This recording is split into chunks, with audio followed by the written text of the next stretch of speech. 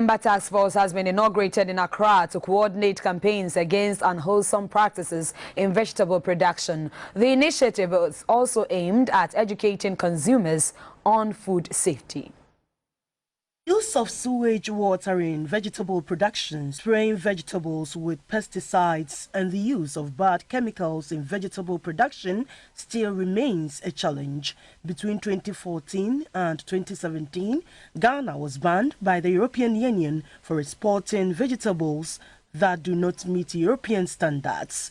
During the period, the country lost as much as $30 million in revenue.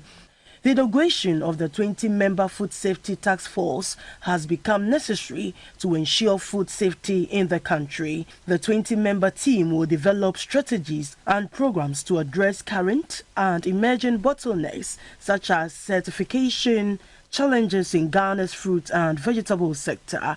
The Director of Horticulture at the Ministry of Food and Agriculture said the task force will improve consumer confidence in Ghana's vegetable sector. The program manager of HortiFresh, Mrs. Sheila Yabua, said the objectives of the task force was to review the food safety situation in the country and promote both international and domestic standards of fruits and vegetables. When it comes to what we are consuming locally, we are a bit unconcerned, if I may put it. We are so very careless, and this is mainly because there's no big brother checking what's happening, and so people, that's human nature. People tend to do things anyhow if there's nobody checking. The policy officer in charge of agribusiness at the Netherlands Embassy, Mr. Abdullahi Rahman,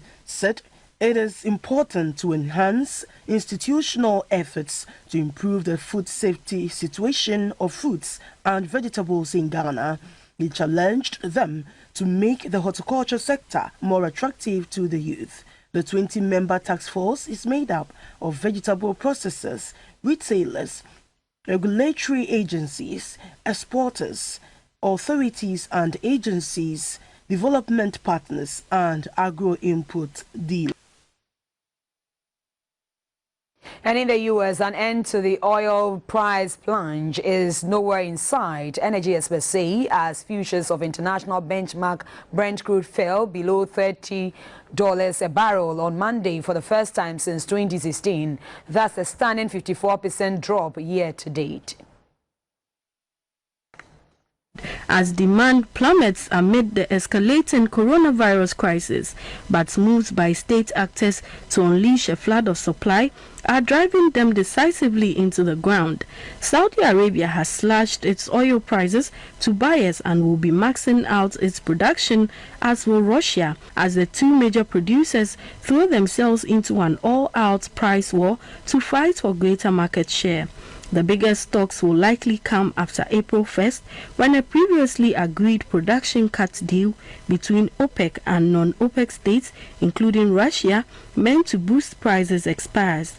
Saudi Arabia has announced plans to increase its daily production to 12.3 million barrels per day in April, compared to roughly 9.7 million barrels per day in February.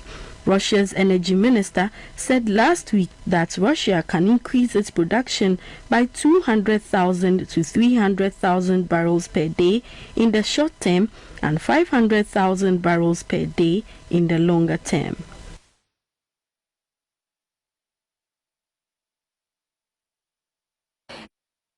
For business.